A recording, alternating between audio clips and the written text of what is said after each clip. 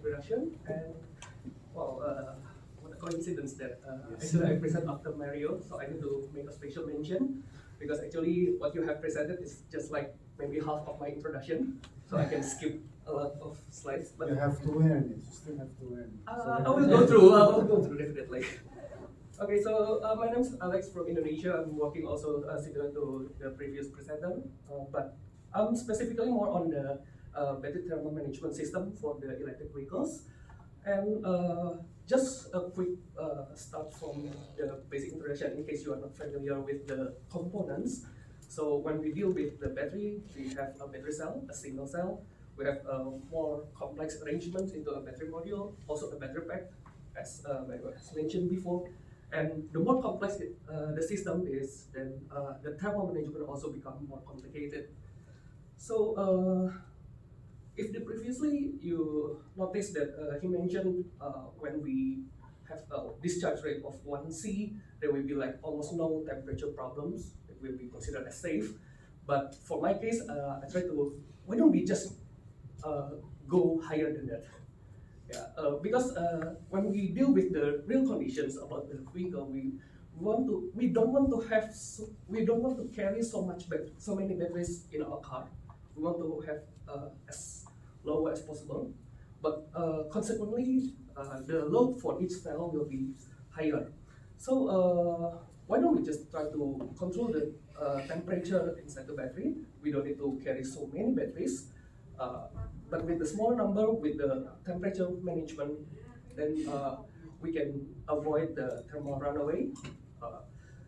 For example, like in my case, I also work with the lithium-ion batteries, and it's already mentioned also earlier that the limitations will be above 40. There will be some sort of performance degradation, and if you go higher to 60 or 70 centigrades, then it can cause fire and safety problems. So when we deal with the real condition of the vehicle, when we design the systems, we need also always to consider the protection of the vehicle itself, the safety issue, and also the performance. We don't want to be too much weight for the battery, but we also want to ensure that for every charging time, that it can cover as many distance as possible. Okay, so for my presentation, basically I just quickly go through some of the results that I tried. One thing is actually the PCM. PCM is phase change materials. We can say something like heat absorbing materials to protect the battery cell. Let's go through to the results.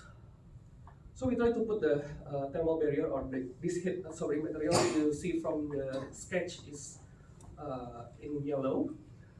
We try to put like the materials in between the batteries.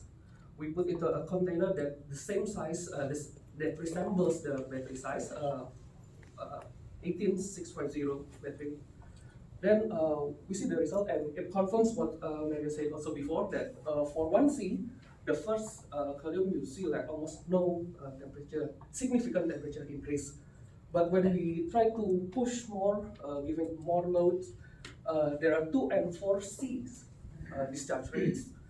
You see that the temperature increased significantly.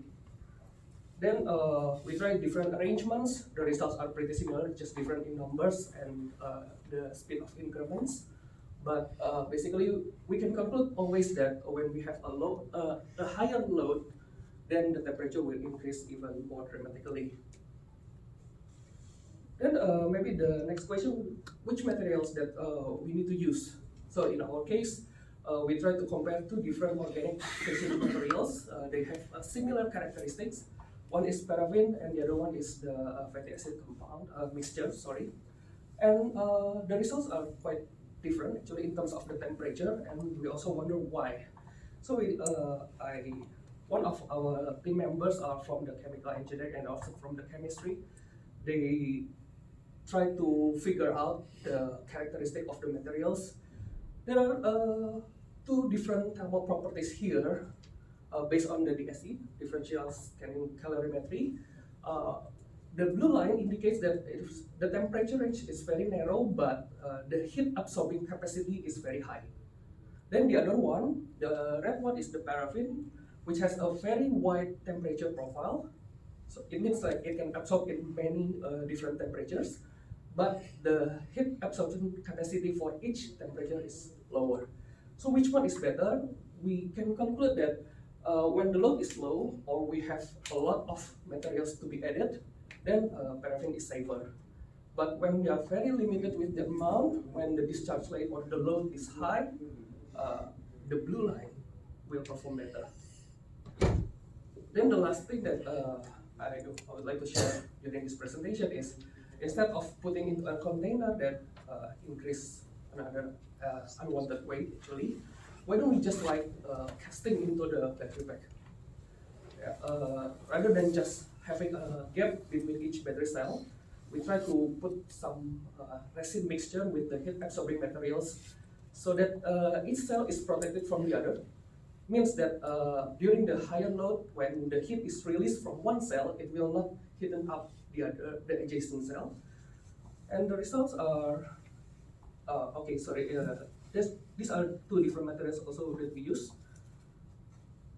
Okay, so maybe I forgot to put it, the temperature results here, but you can always refer to the paper. There will be like more elaborations on this, but actually we can see like two different profiles which again support the previous conclusions. Maybe I just skip this one. Some conclusion remarks that I can make is, when we talk about the phase change materials, there are various materials, so it's like no material that one size fit all. It really depends on how many batteries that you want to use, what kind of designs, and what kind of the cooling system that you prepare for the battery thermal management system. So I think that's all that I can share for today. If there's any question or any discussions, we can always do like now or maybe after the sessions. Thank you so much.